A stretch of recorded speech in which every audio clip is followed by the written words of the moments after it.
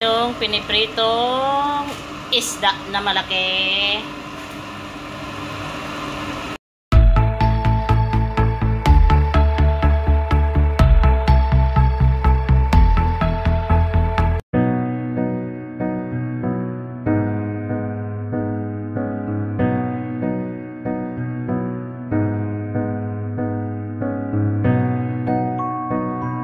Palangga at mga ka-OFW, another day, another blessing.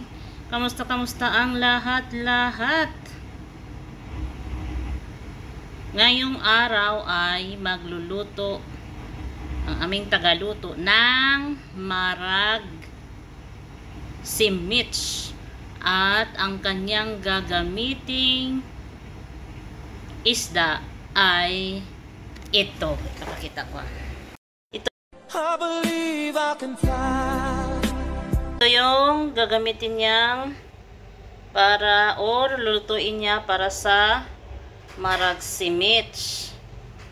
Hindi ko alam kung ano ang tawag sa isda na to. Ang laki siya, bay.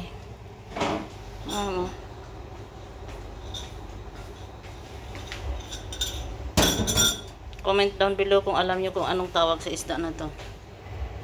Ang tawag, kailangan pa pala siyang kaliskisan. Tigas ng kaliskis niya, bay.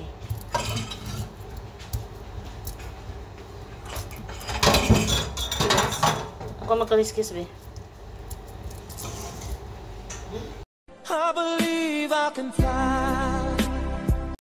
Ito yung update sa malaking isda kanina. Minarinate siya ng lemon at asin. Nilagyan. Ayan. Pagkatapos i-marinate ay hugasan. Diba? Para mawala talaga ang kanyang langsa. Itong isda na to, ang luto ay marag si Mitch. Ito naman ay sugbahon o sugbahin. Ano ba? Inihaw. Ayan.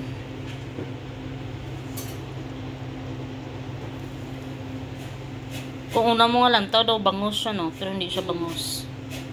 Ito. Yan ang subor?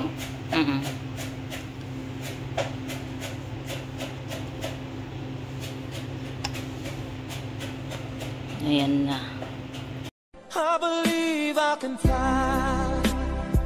Ayun, isda. Nilagyan na ng black pepper at saka kurkum. Nire-ready na siya para sa pagpirito.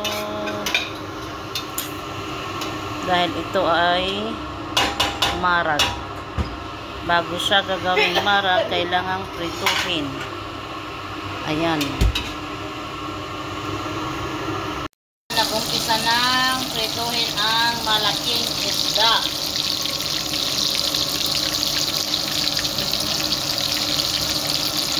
Marag mo rin niyang ulo? Oo, wala yung paprito yung marag ulo. May tao na niya.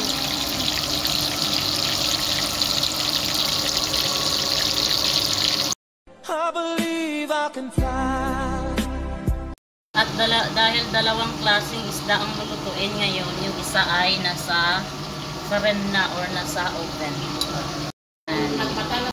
Ayan na.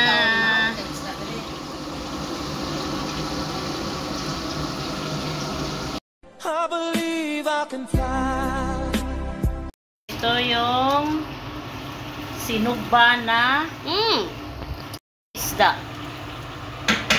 Ayan siya. Ngayon ay ibabalik ulit siya sa ren.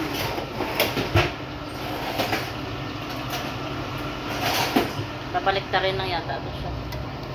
Hindi, tanggalin mo ano. Yung pinipritong isda na malaki. At ito naman yung marag. Isang ulo lang naman to, uy. Sobrang laki kasi ng ulo. Ayan. Si Mama Kiber lang daw kakain.